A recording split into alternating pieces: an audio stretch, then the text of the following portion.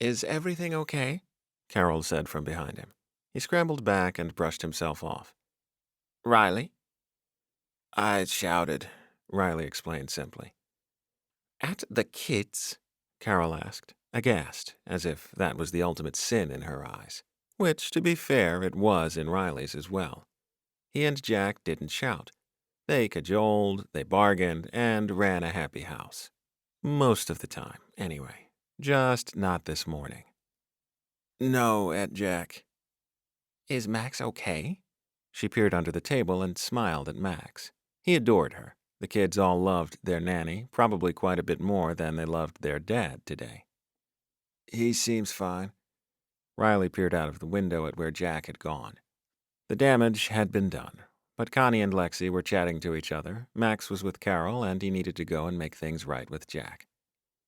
I think we're okay in here, Carol said. Go find Jack.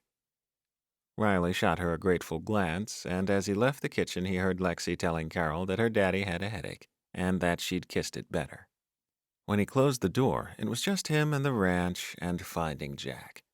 It didn't take him long. He was outside their barn, looking up at the siding, with his feet apart and his arms crossed over his chest. Riley inhaled the fresh morning air and pulled back his shoulders. He could do this. He could ignore the pain in his head now it had lessened a little. He could push back nausea, and he could go and apologize to Jack for being a fucking idiot. I'm sorry, he murmured, coming to a stop next to Jack, only a few inches separating their arms. Jack didn't move. It's okay. Although it didn't sound okay at all. Okay was one of those words that meant nothing in the context of an argument. It was a word that plastered over cracks in a relationship. Okay was quiet and tight-lipped silences, and Riley recalled okay from when he was a kid. He hated okay. It's not okay. I have a headache, and I didn't mean any of what I said. You didn't mean to say that life would be easier if you didn't have to listen to me? Jack's voice was low and serious, and Riley winced. You were saying too much, and I couldn't think. Their discussion had started in the bedroom. I asked if you'd made an appointment to see someone about the headaches. I know. And why you were limping again.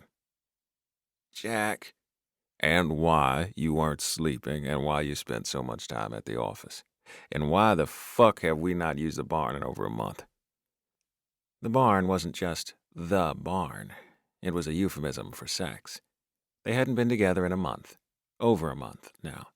How did Riley explain that he'd been at the office, sometimes with the blinds shut, closing out the light, sleeping? How did he explain he didn't want to see a doctor because the headaches scared him? And how the hell did he tell Jack he was limping because every single one of his muscles hurt? Because he was tired? Because it was all too much? Jack, I'm sorry.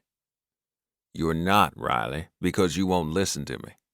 Jack pointed at the barn. I'm thinking we turn this into a game room for the kids. Riley gripped Jack's arm. No, what the hell? His tension fled, and in its place was panic. This was their space. Sometimes they came out here to talk, to hide away from the world, but it was also the one place they had the hottest sex he'd ever experienced. He wanted that again, but he was so tired.